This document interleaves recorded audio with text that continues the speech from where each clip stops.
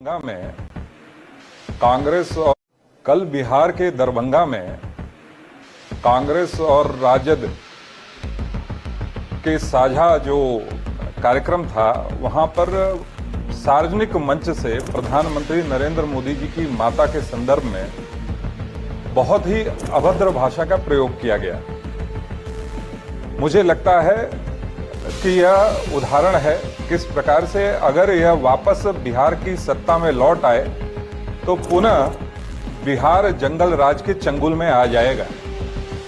मां बहनों की असमत के साथ गुंडे मवाली कुछ भी छेड़छाड़ करेंगे और पुलिस प्रशासन मुख्य दर्शक बनकर खड़ा रहेगा।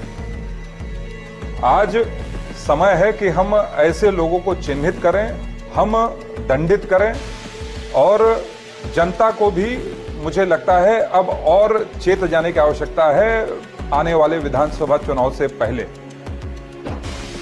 मुझे लगता है कि इनका इतिहास इस प्रकार का रहा है कि लोकतंत्र को इन्होंने सदैव, जब भी इनके हाथ में सत्ता संगठन हाथ में रहा इनके, तो सदैव लोकतंत्र को इन्होंने भंग करने का प्रयास किया है। आजादी से पहले जब इनके 1946 में राष्ट्रीय अध्यक्ष का चुनाव था तो 16 में से 15 प्रांत के लोगों ने सरदार पटेल को अपना अध्यक्ष चुनने की बात कही थी, पर अध्यक्ष कौन बनाए गए?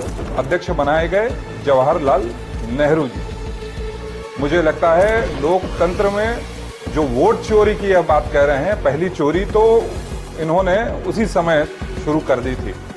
लोकतंत्र की चोरी करने का काम इन्होंने इमरजेंसी लगाकर भी करने का प्रयास किया और ऐसे एक अनगिनत उदाहरण जो मैं आज जिसकी मैं यहाँ पर चर्चा कर सकता हूँ, पर हमको चेत जाने की आवश्यकता है। और जिस प्रकार से इन्होंने प्रधानमंत्री मोदी जी के माता जो आज हमारे बीच में नहीं है उनके लिए अभद्र टिप्पणियों का इस्तेमाल किया है, किसी भी माँ बहन के संदर्भ में कोई ऐसी बात कैसे कर सकता है? और विशेष रूप से जो संवैधानिक पद पर बैठे हुए इतने देश के प्रधानमंत्री हैं, वो सबके प्रधानमंत्री, किसी पार्टी विशेष के नहीं। तो मुझे लगता है कि मैं ही नहीं, आप सब भी अपने अपने माध्यम से, जिस भी माध्यम से आप अपनी बात को रखना चाहते हैं उसे रखें और इस बात का पुरजोर विरोध करें।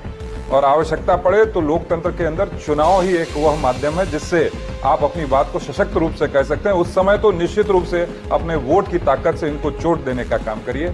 आप सबसे यही आग्रह करने के लिए आज आप सबके बीच में हूं। बहुत बहुत धन्यवाद।